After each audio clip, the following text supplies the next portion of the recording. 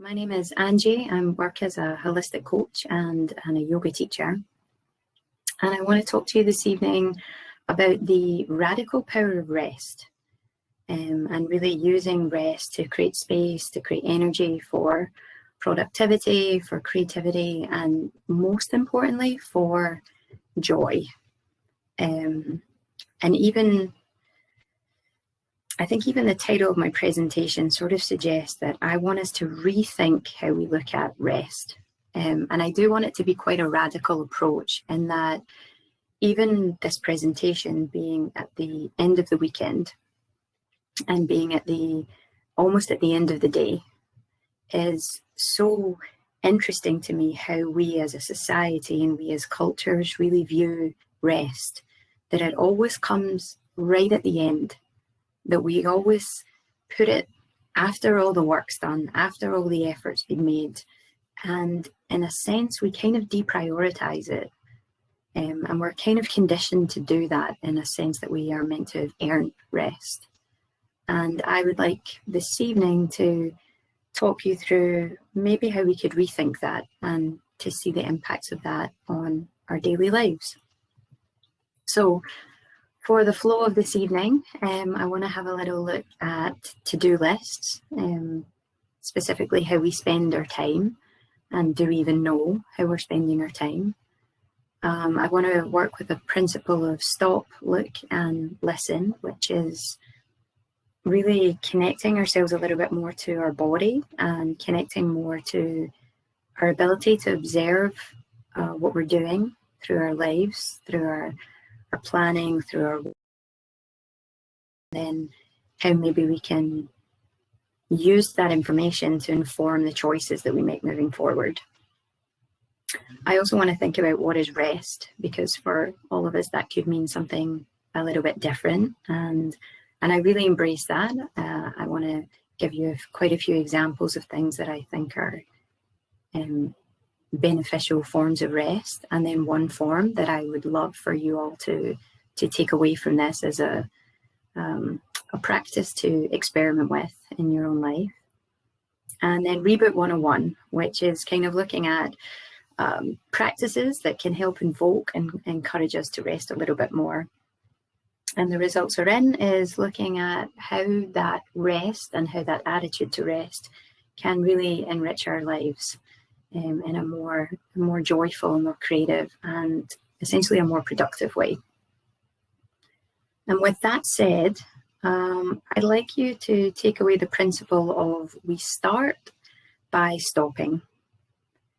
So often this idea of rest coming at the end is in conjunction with when all the work is done. That's when I stop, and that's when I rest. That's the time for me to calm down, to go to a quiet place. And more often than not, what I see with people is that they don't get to a place of rest, but they actually get to a place of burnout. And with more of us working in home office environments, with exposure to technology and with exposure to less boundaried work guidelines and work time limits, I'm seeing that a lot more. So this evening, I'd like us to start with stopping. So I'm actually going to ask if you have any secondary devices around you right now, just to put them to one side. If you're holding a pen or a cup of tea or a slice of pizza, just to leave that to one side, because I'd like to just take you through a relatively short body scan breathing practice, just to give you a few moments to tune a little bit more into your body, step a little bit more out of any thought patterns or any thinking, and and really start this presentation with a moment to stop. So this will be the slide that I'll leave up. You don't have to read it at this moment. It'll be here in the replay as well if there's something you want to check back in with. But I'd just like to ask for you to find yourself in a comfortable seating position. So that could be that you're sitting on the floor, you could be sitting on a chair, maybe letting your feet press a little more into the ground. And taking a moment just that you feel as if you have an attentive spine. And by that I mean not feeling super rigid, not feeling like you have to find this perfect alignment or, you know, there's some kind of prescriptive way that you should be, but just a sense that in your body, your spine is paying attention on the way that you're holding yourself. And if it feels comfortable for you to close your eyes, I invite you to do that. I will continue this practice myself with my eyes closed. And if that doesn't feel good, maybe just keeping a soft gaze towards the floor. And just take a moment here before you think it feels to bring some attention into the spaces of your body. What kind of area of your body is your attention most drawn to at the moment? And that could be a sensation of tingling, a sensation of temperature.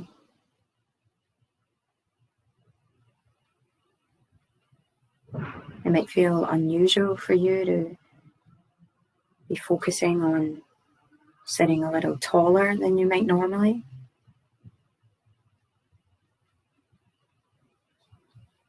You might want to rest your hands down onto your knees or your thighs. Rest them on your lap.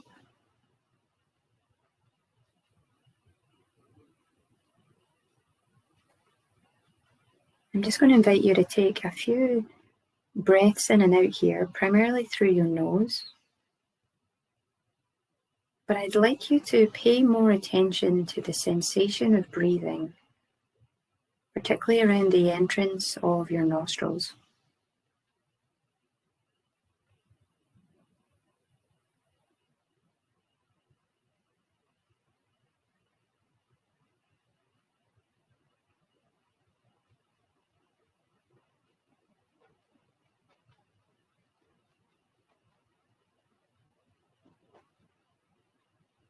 And as you do that, is it possible for you to add a smoother quality to the way that you're breathing?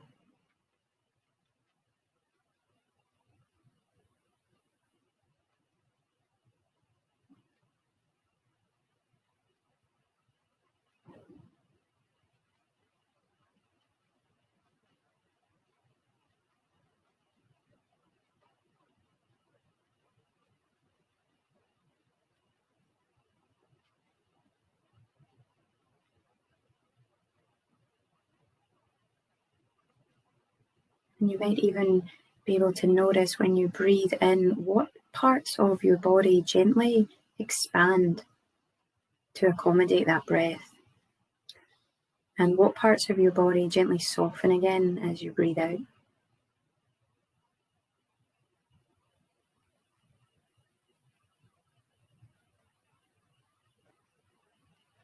Maybe that you find a little space or sensation in the chest, maybe sensation at the back of your rib cage.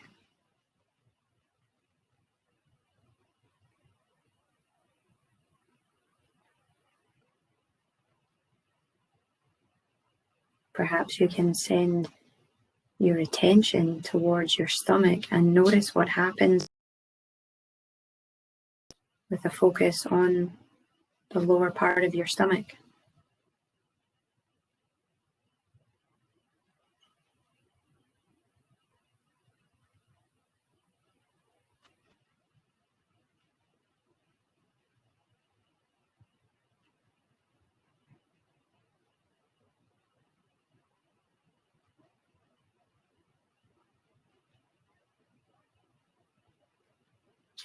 And don't worry if your mind is distracted or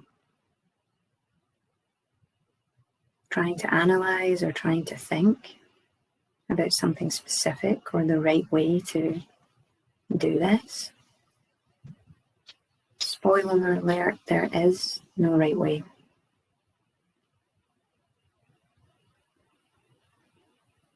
This is just you taking some time to bring your awareness into sensation in your body,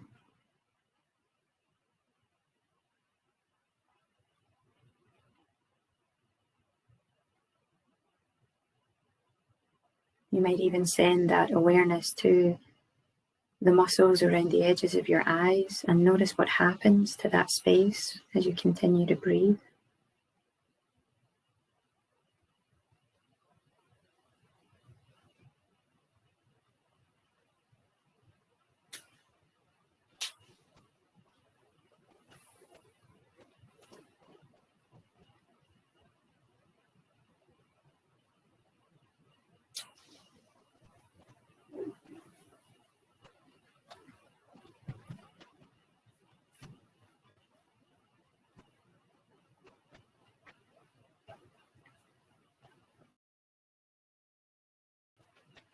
Perhaps you can notice if your tongue is moved to the roof of your mouth and allow it to soften slightly.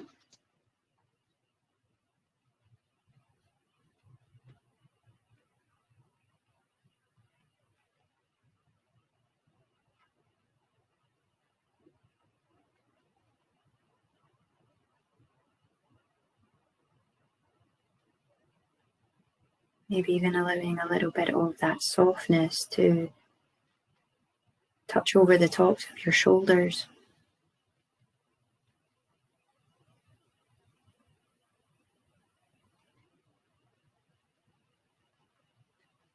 Sending your awareness down your arms. Perhaps just noticing the sensation in the palm of each hand.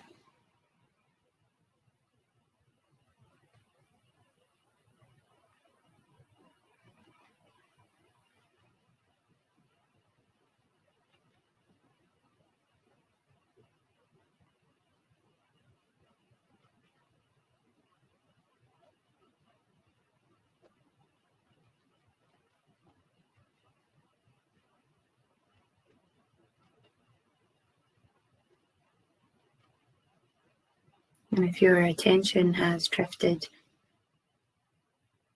too far from your body, you can gently bring it back by thinking as you breathe in, I breathe in and I breathe out.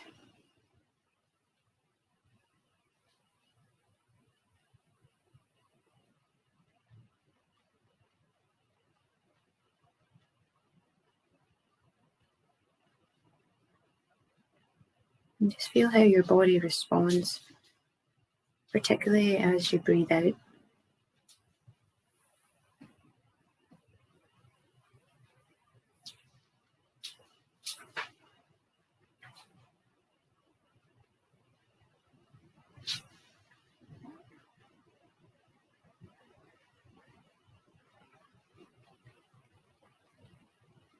And then take a slightly fuller breath in through your nose. Maybe a sigh through your mouth. One more breath in. Maybe a sigh. And then gently let your eyes start to open if they've been closed. Don't feel any urge to move or any rush to move or do anything different, but just feel into the sensations of your body.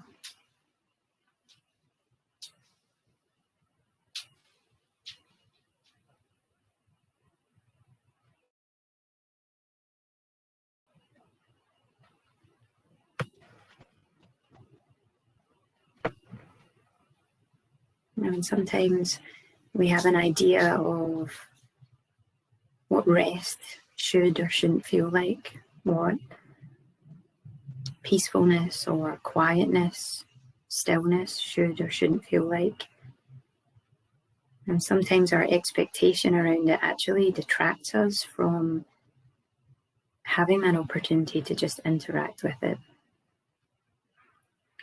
So now that we've got a chance to be a little bit more in your body, let's continue on to have a little bit of a look around why we have these attitudes towards rest and attitudes towards work. So one of the main things I think happens is that we instinctively often develop to-do lists, and It might even be useful for you to think about the week that you have coming up ahead, and to think in terms of what is on your average to-do list. What do you normally plan in? And for most of us, work is quite a big section, and we tend to have high priority, lower priority, and then a section that in the back of your mind, it's more like, that's nice if I get the time. And unless we put in that time, unless we manage that time, it will never create itself. And I like to think of to-do lists almost as like a boundary management project. Because when we have things like work, or even our own personal projects, whether they're tech-based or something else, we tend to put them in this high priority category. And with work as an example, you might find that, you know, you're due to finish work at 6 p.m. every night, and you think, oh, but I want to get this one last task done, or I'm enjoying this task, or if I do this task now, I'll not have it for tomorrow. And we overstep that boundary of work finishes at this time, and we immediately take that work into our personal time. And we might find that then intrudes on our ability to cook and enjoy a nutritious dinner, or spend time with family, or get away from our desks and exercise, do our hobbies. And things start to move further and further down that priority list, and kind of more into that space of, it's nice if I get time. And more often than not, that's where rest sits. That's where quietness sits. Once I do all the other things, give myself some space. And traditionally, we've equated productivity with hard work. So when people worked in the coal mines, the amount of coal that you would gather in a day would sort of be reflective of your effort, of your work, and that would be a really easy, measurable output. And you know, your effort and commitment was rewarded as such. But in creative industries, things are very different. You know, five testing systems that you might work with, or 5 blogs that you might write, are going to use different amounts of time. So we can't really measure it in the same way. So I want you to think about your own to-do list. And if you were to write one out, irrespective of thinking about factoring in rest, what would it look like for you? You know, this kind of like roadmap of your own life.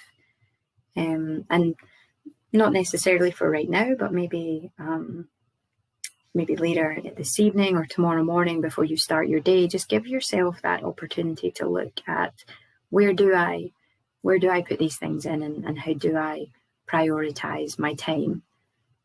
Where am I choosing to spend it? And it can be very interesting to see, especially if we've never written it down before. Do we even know what we're dividing our time onto? And do we like what we see when it's written down? And one thing I would encourage you, whether it's this exercise or some of the other ones I'm going to mention later, I would write them down with pen or pencil and paper. There's a lot of great apps. There's a lot of great, things on your phone and notepad things that you can use. But the making it tangible by writing it yourself is an entirely different psychological process, and it's very incredible to see how much more tangible you make it. You can touch it, you can see it, it's all laid out, and it makes the experience of taking it out of your head and putting on paper quite cathartic. So it's also very beneficial towards rest, towards taking a bit of the pressure off.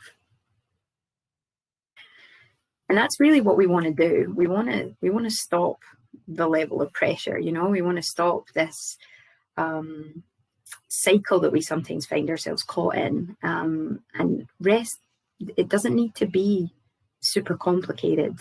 Even this exercise that we began with, you needed no tools, no props, no support. You didn't need to move. it can be as simple as sitting and closing your eyes and tuning into your body.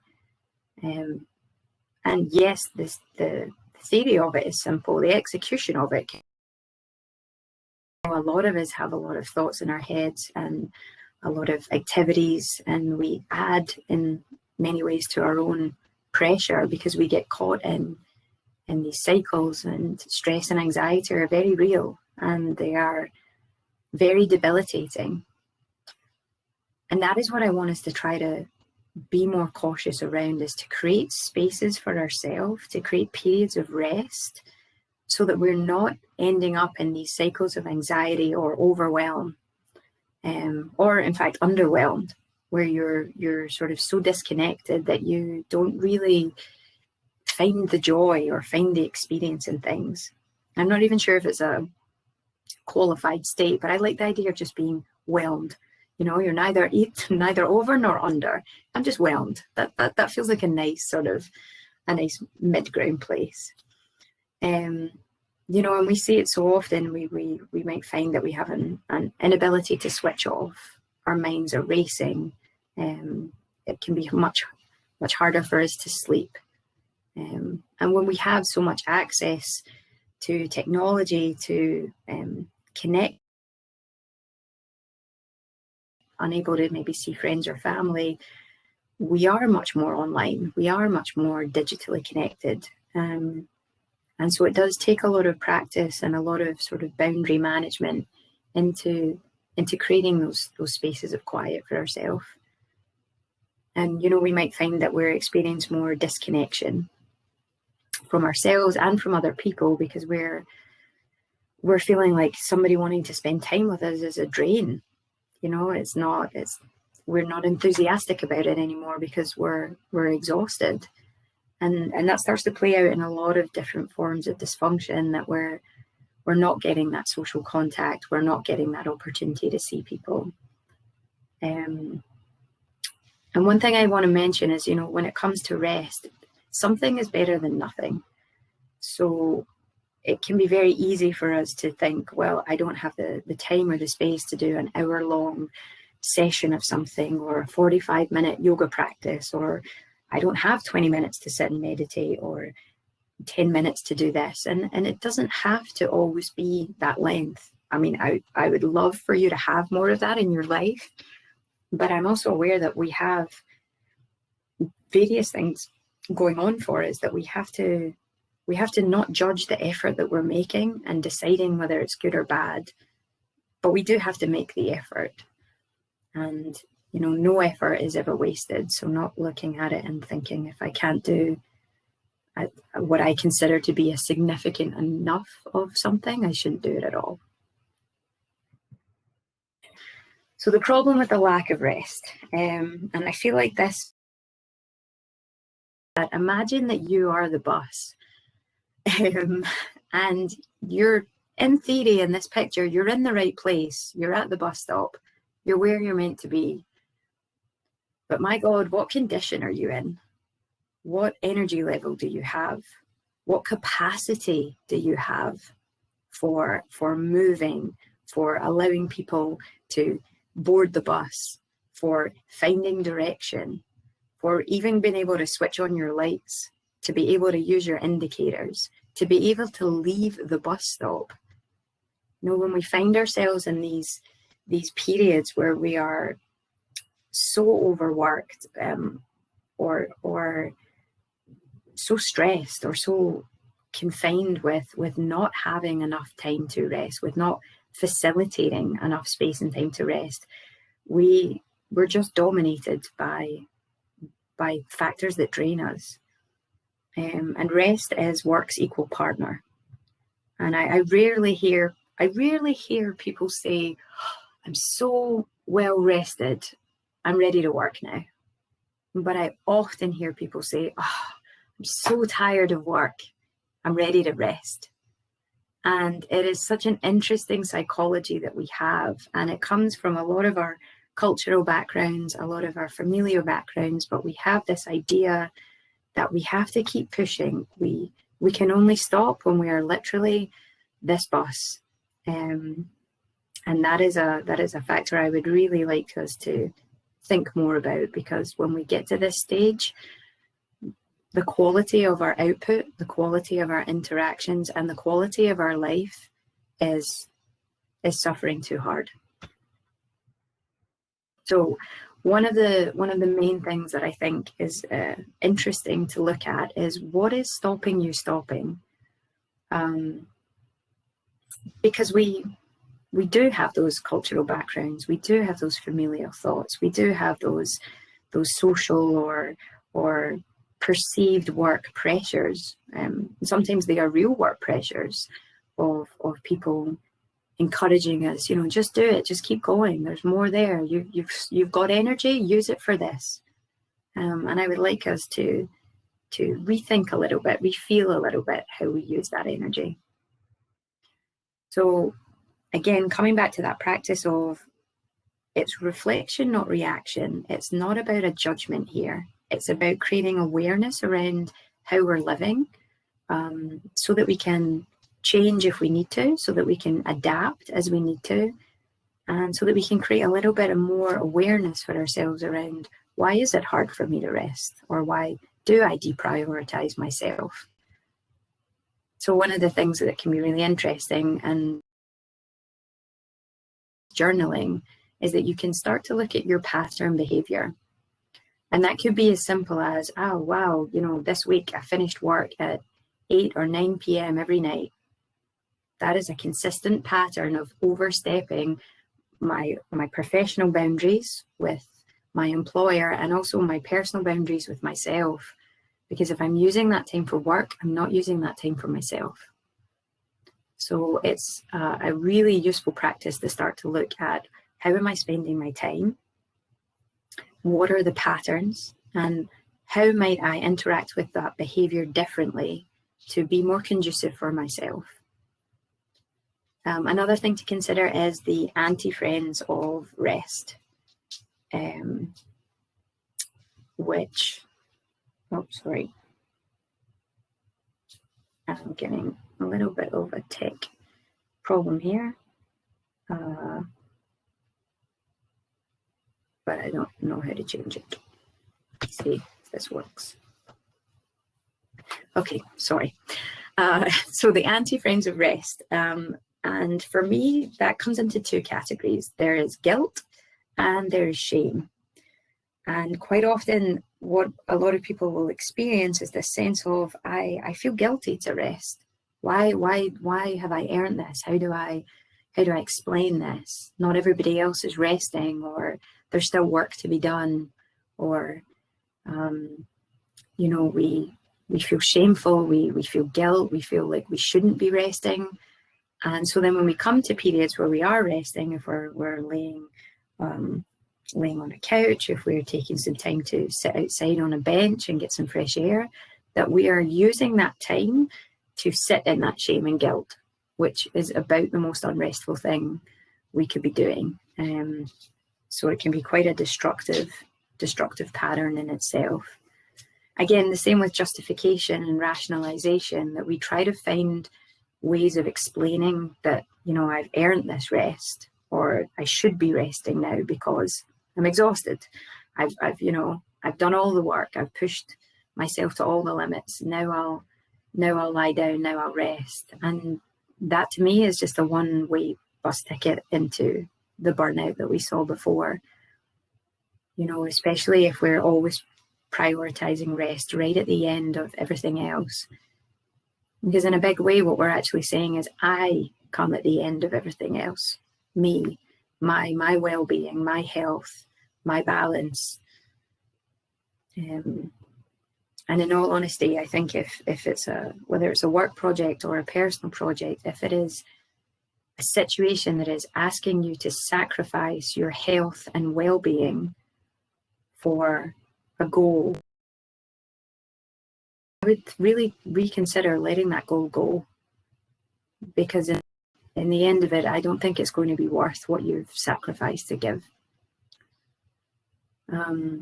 Something else that I wanted to touch on here also is, I'm aware that my background is in movement practices and breathing practices, and so it can be easy to say, you know, easy for me to say, we all need to rest more.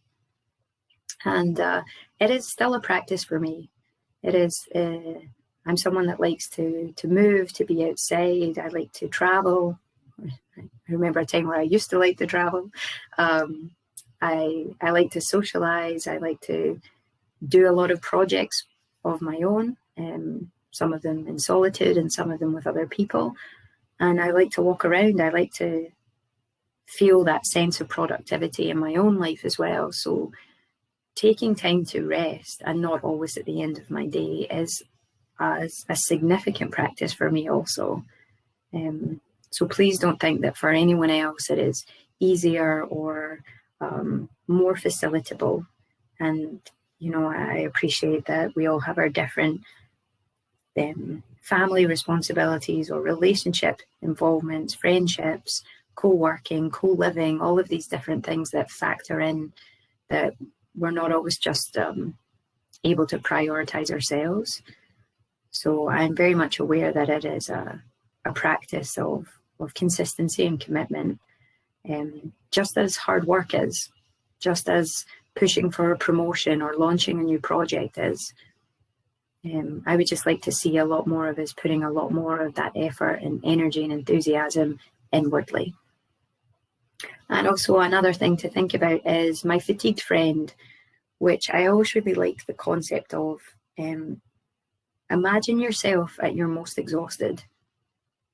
Imagine yourself at your most overworked, or your most anxious, or your most stressed. And imagine that being your best friend. And think about the language that you would choose to use with them. Think about the tone of voice, the behavior, the way that you would treat them. And I'm pretty sure for most of us, we realize that's probably not the way that you speak to yourself. That's probably not the kindness, the compassion, the gentleness, the understanding that we reach out to ourselves with. And yet we are so quick, so willing, and so happy to share that support, to offer that restful space, to offer that understanding to the people that we love. So in many ways, we should be pretty high on that list of people that we love.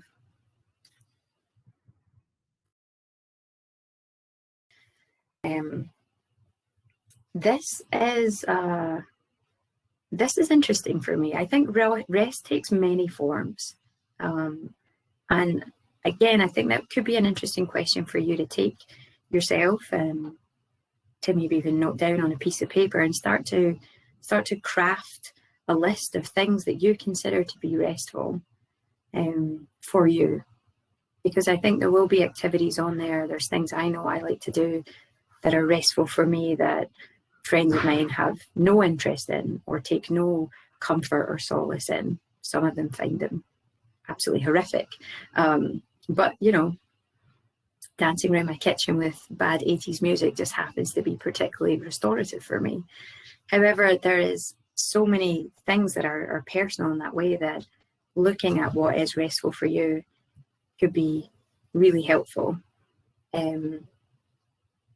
And I use this picture here because I do want you to take one key takeaway, is that despite the fact that there are many forms of rest, stillness, quietness, listening, kind of encapsulating the energy of this cat is perfect in terms of a key takeaway from here. It's so similar to what we did at the start of this session, is to sit down or to lie down, providing you can pay enough attention to yourself that you don't have a nap, which is another great form of rest. But if we're looking to do more of a conscious awareness form of rest, then either sitting or lying and closing your eyes, tuning into your body, feeling into the movement of your breath, feeling into the sensation of your body. All of these things are so conducive for taking us out of our heads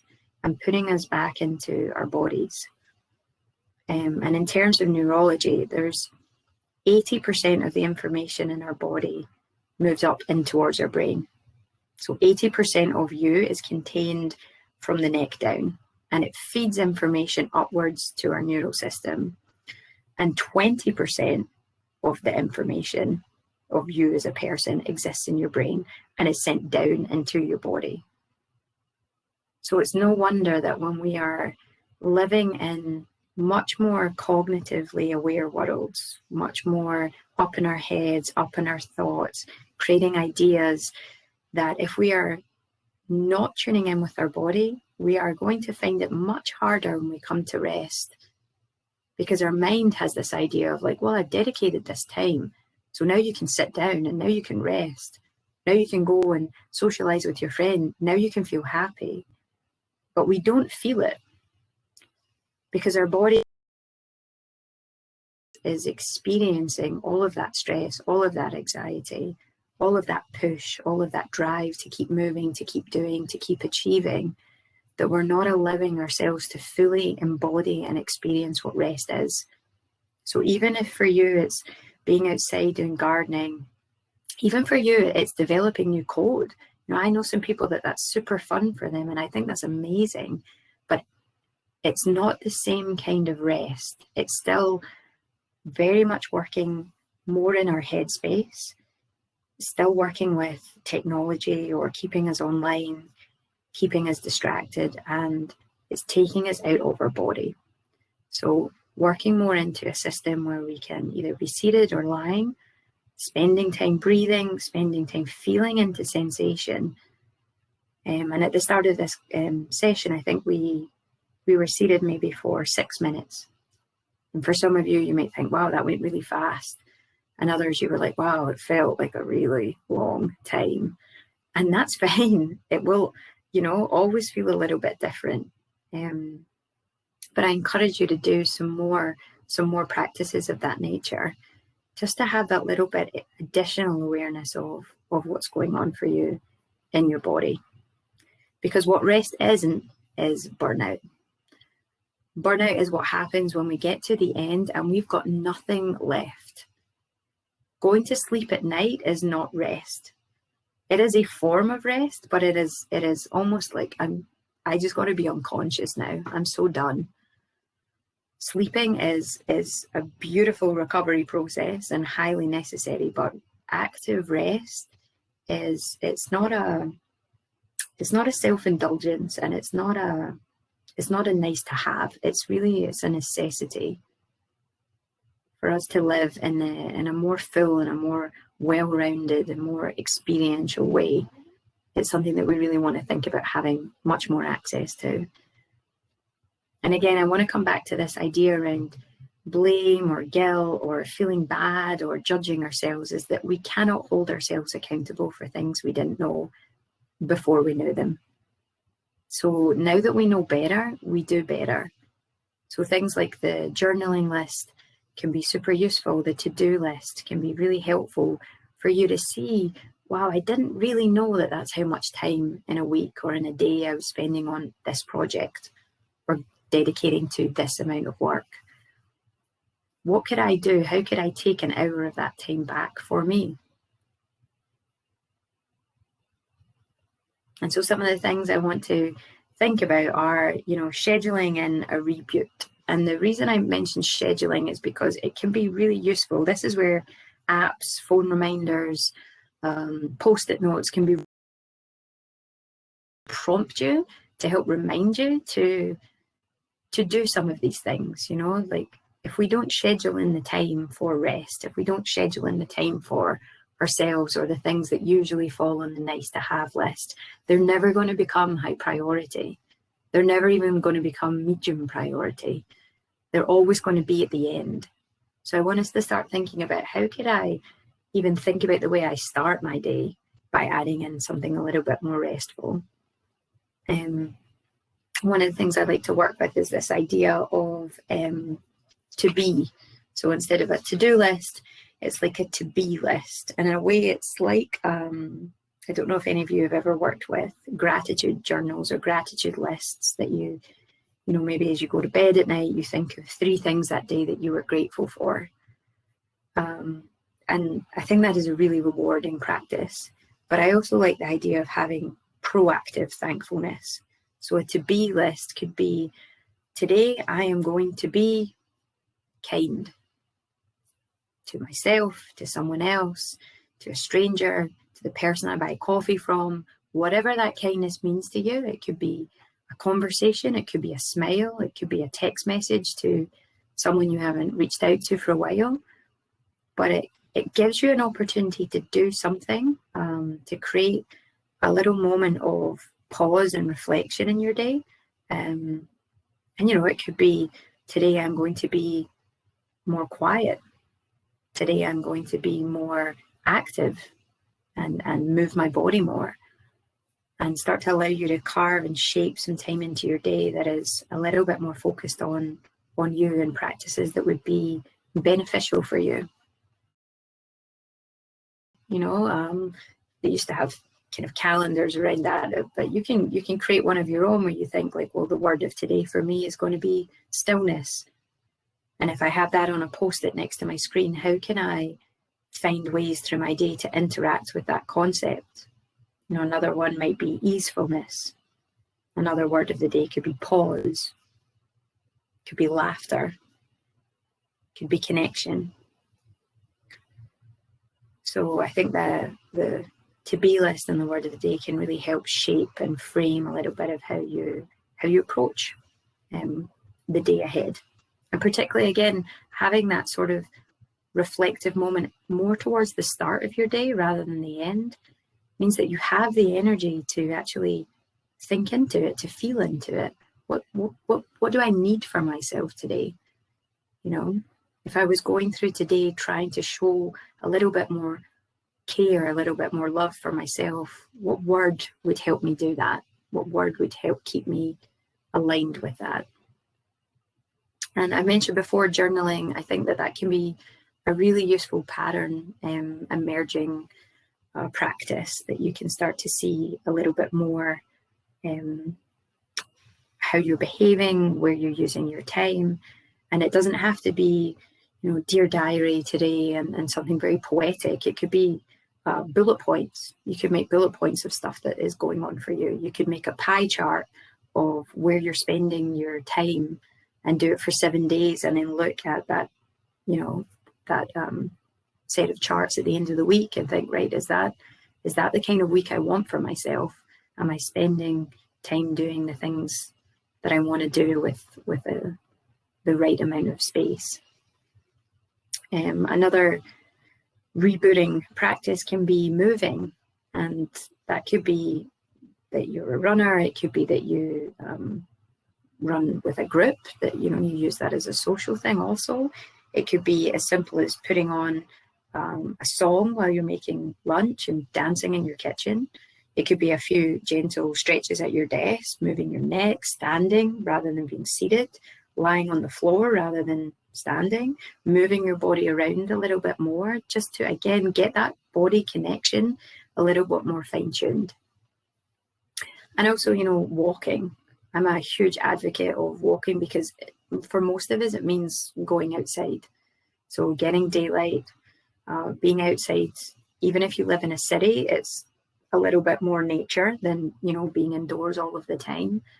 And that in itself is a super good pathway towards creativity, towards space, towards distance from projects that you might be working on, that you might be feeling overwhelmed with, or maybe stuck with. Who actually had like a walking path on the outside edge of his house, and he used to daily take a walk around there. I'm not suggesting that a walk is going to help you come up with a new theory towards evolution, but it certainly might spark a little bit more out of the box thinking, a little bit more creativity, and a little bit more reflection as well. You know, just give yourself some time for yourself. Again, a song session, like I said before, if you find that a seated or a lying meditation practice feels like it would be too time consuming, take a song that you know you love, probably one that's a little bit more on the quiet side or softer music. You then have a very specific time length. You know, maybe it's 4.5 3.5 minutes long, put in your headphones, lay on the floor, listen to that song, and feel into the sensations of your body while the song is playing. And at the end of the song, you get back up, you go back to your desk, you continue to work. But take a moment to notice how it feels in your body. Take a moment to see how it feels to give yourself that space. And you know that it's a set time length, so it's not going to be impossible for you to manage into your day. And be intentional with your time. Be intentional with your actions. You know, if we are going to take rest, if we're going to carve out time to go for a walk, notice if what you're doing is taking yourself into a different environment and then beating yourself up around guilt and shame about taking a break.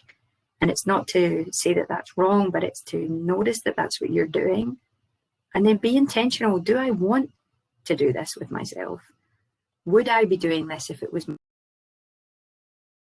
saying those things? Can I start that practice of being more gentle, being more understanding with myself? Because it is a practice, and for most of us, it's not one that we are taught in schools. It's not always one that we're taught in our families. So it does take work. It does take that intentionality. And then another practice that I want to work with you right now, actually. So again, if you're using any secondary devices, if you're sitting with a notepad or a pen, just put that to one side for a minute. If you want to close your eyes, then you are more than welcome to, or just, again, maybe roll your shoulders, click your neck from side to side, take a couple of slightly slower breaths. Take a moment to just re-find that sense of attentiveness in your spine. And I'm going to offer you a couple of sentence stems, which is where I will start a sentence, and whatever word, whatever ending comes to your head, allow it to just be the ending of the sentence. And don't try to look for an answer. If nothing comes to mind, then you can let it go. Don't beat yourself up. Don't be surprised or judgmental of whatever pops up from the end of these sentences, but just give yourself an opportunity, even if the answer seems very strange, just allow it to be what is there. It can be a very interesting practice. So take a deeper breath in through your nose, maybe a bit of a sigh through your mouth. I'm going to give you 4 sentences. When I think about choosing to rest, I feel.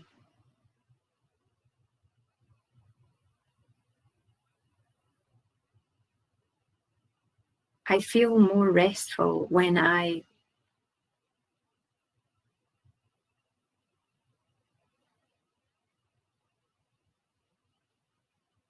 feel well rested, I am more capable of.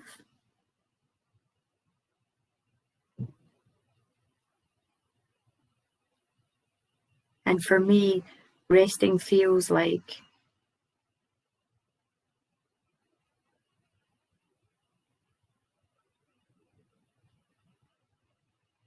and then take a slightly deeper breath in, maybe a sigh out.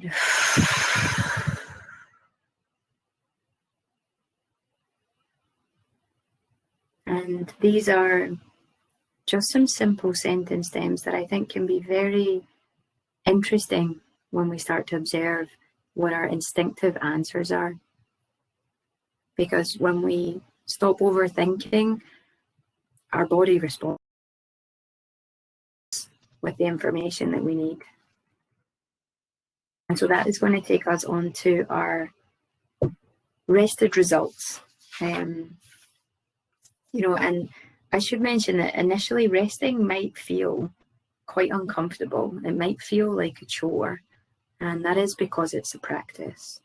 It is because we are, especially if we're looking to be a little more radical with that rest and not saving it for the end of the day or saving it until we have no more energy, we're actively and intentionally putting it into our lives. It is going to disrupt a lot of things. But I think your well-being is worth it.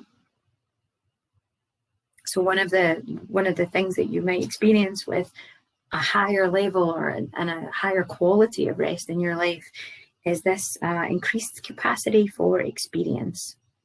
And that could be for socializing, in that when people want to see you, you don't feel drained by the idea of spending time with the people that you love.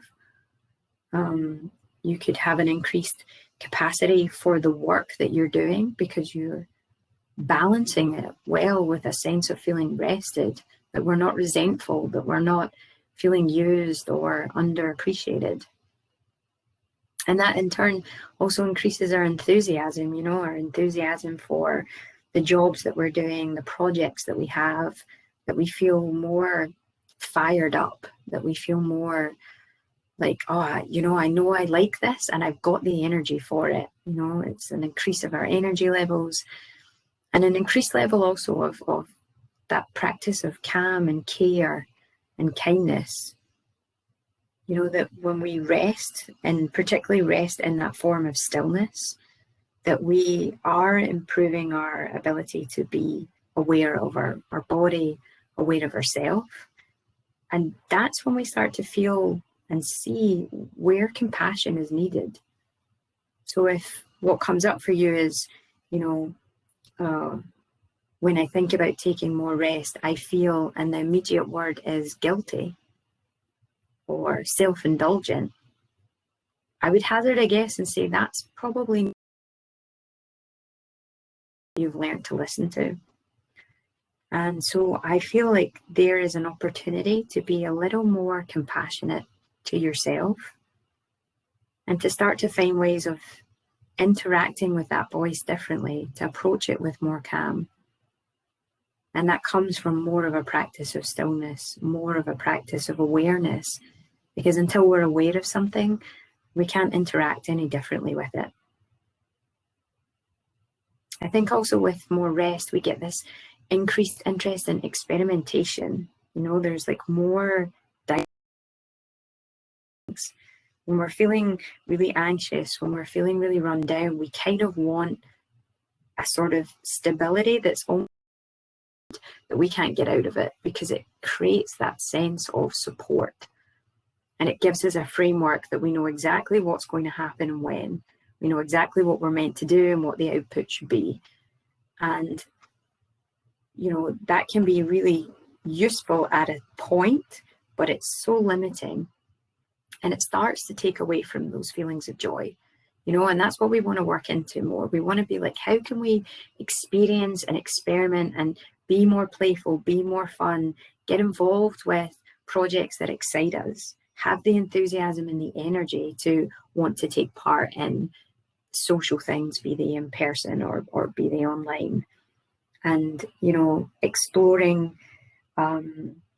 exploring new concepts, whether that's a new movement practice. If you're someone that's always been a runner, how would it feel at the end of a run if you took to the grass and did a few cartwheels? When was the last time you rolled down a hill or played hopscotch? Like, when was the last time you did these really simple, almost childlike practices?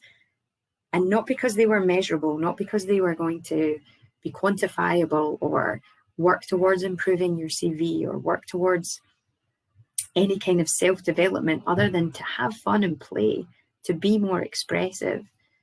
And, often when we don't have the energy, when we're not well rested, fun, joy, laughter, these are the first things we lose.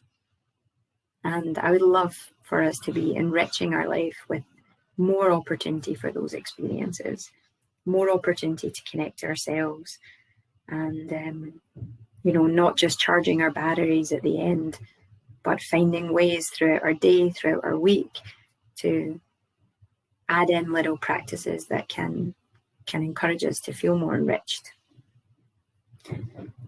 So I want to leave you again with this idea of, we have to stop the patterns, stop the continuous cycles, stop the overworking, and stop the judgment and the blame and the guilt if we want to start to rest.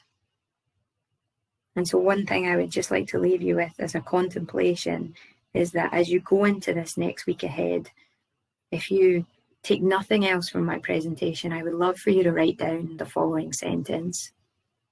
And I would love for you to look at it as frequently as you can in the next 7 days and just see if that changes your approach to how you're living or to how you feel. And the sentence is this: I give myself permission to rest.